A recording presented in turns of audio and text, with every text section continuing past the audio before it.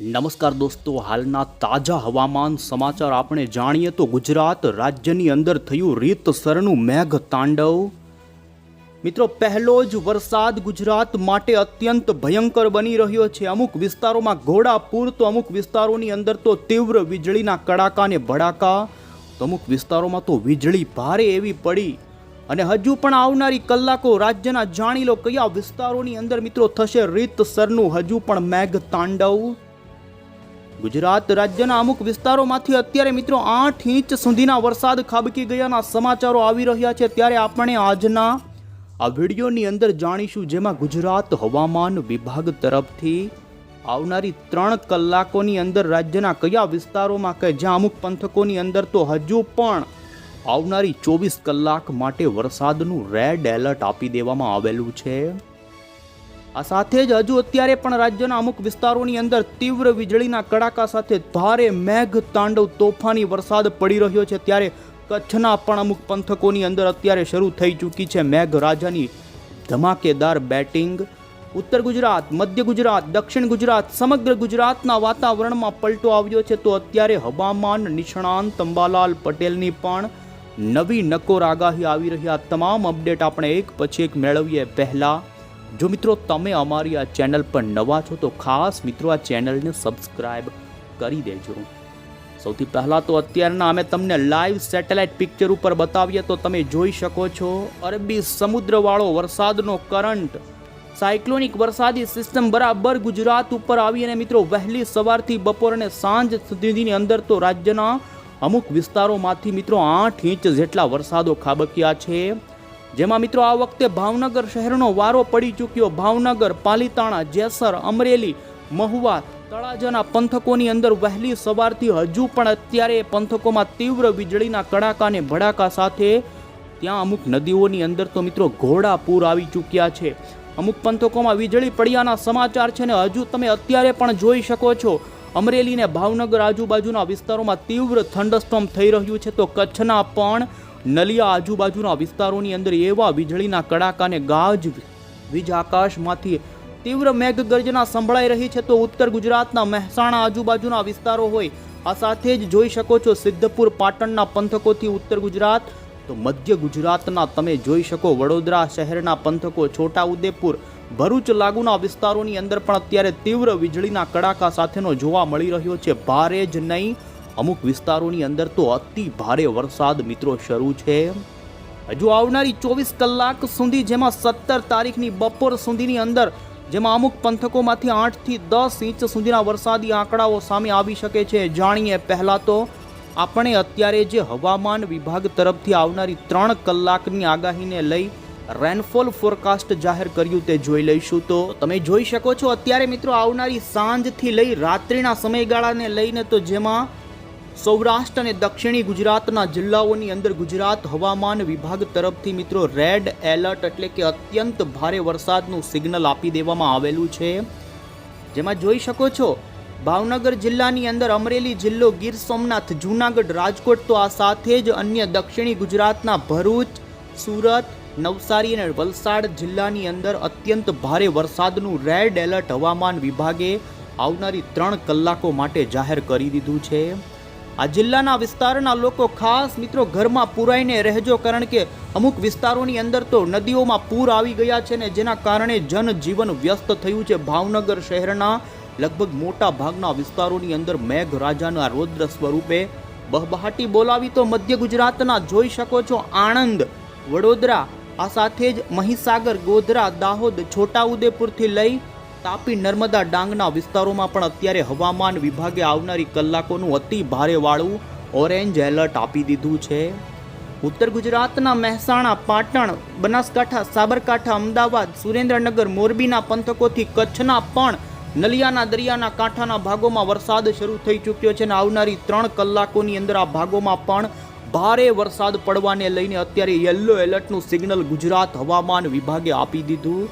તો જામનગરથી લઈ બોટાદ શહેરના વિસ્તારોમાં ઓરેન્જ એલર્ટ આપવામાં આવેલ છે. ને આમ આવનારી કલાકોની અંદર લગભગ ગુજરાતના મોટા ભાગના તમામ વિસ્તારોની અંદર, જેમાં સૌથી વધુ સૌરાષ્ટ્ર અને દક્ષિણ ગુજરાતના ભાગોમાં વરસાદ પડે તો મધ્ય ગુજરાતના ભાગોમાં ભારે અને ઉત્તર ગુજરાતમાં હળવા મધ્યમથી અમુક છૂટાછવાયા ભાગોમાં 3 ઇંચ સુધીના વરસાદો પણ પડે તેવી સંભાવના જોવા મળી રહી છે. હવામાન વિભાગની આગાહીની અંદર માત્ર વરસાદ જ નહીં પરંતુ ગુજરાત રાજ્યમાં પહેલો વરસાદ તોફાની વરસાદ પડે, જેમાં તીવ્ર થંડરસ્ટોર્મ થાય તે ભાગોની અંદર 40થી 50 કિલોમીટરની ઝડપના પવનો સાથેની ગતિવિધિ જોવા મળે તે પ્રમાણેની આગાહી હવામાન વિભાગે આપી દીધી છે.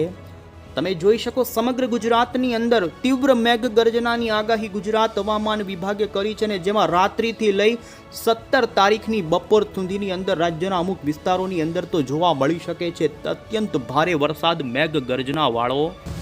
તો બીજી તરફ મિત્રો હવે પછી આપણે સાંજ અને રાત્રિના સમયગાળા દરમિયાન રાજ્યના કયા વિસ્તારોની અંદર મોડલના આધારે જાણીએ કે વરસાદ પડશે.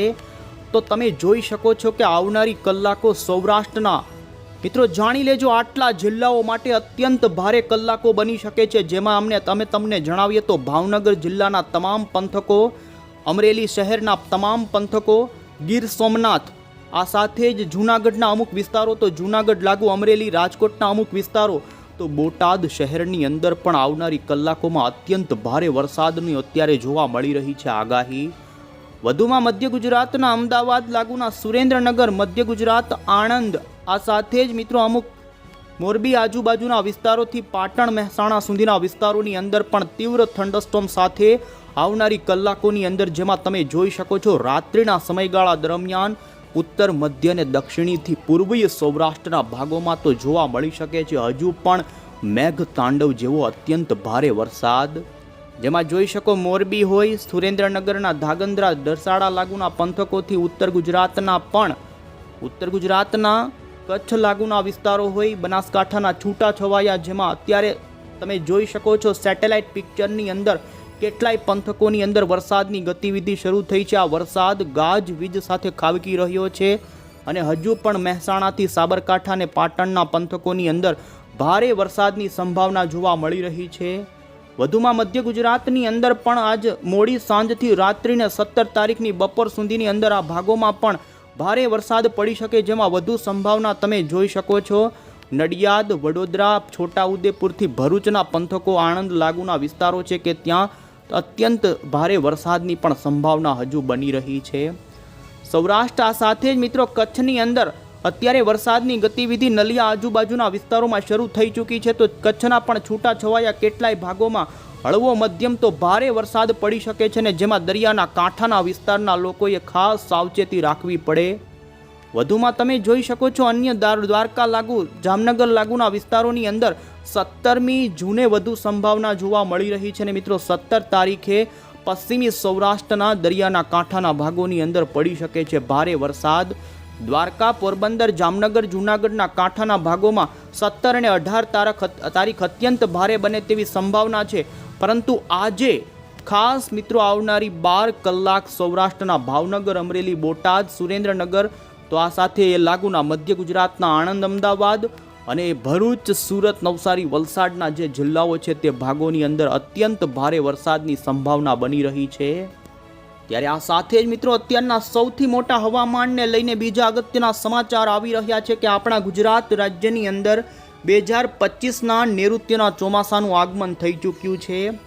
ભારતીય હવામાન વિભાગ તરફથી ગુજરાત રાજ્યની અંદર તમે જોઈ શકો છો ચોમાસાની રેખાને ખેંચી લેવામાં આવી છે, અને મિત્રો સૌરાષ્ટ્રના ગીર સોમનાથ, ભાવનગરથી લઈ દક્ષિણી ગુજરાતના તમામ જિલ્લાઓ અને મધ્ય ગુજરાતના વડોદરા શહેર સુધીના પંથકોની અંદર, છોટાઉદેપુર સુધીના પંથકો સુધી મિત્રો નૈઋત્યના ચોમાસાનું આગમન 16 જૂને મિત્રો આ વર્ષનું ચોમાસું ગુજરાત રાજ્યની અંદર બેઠું છે.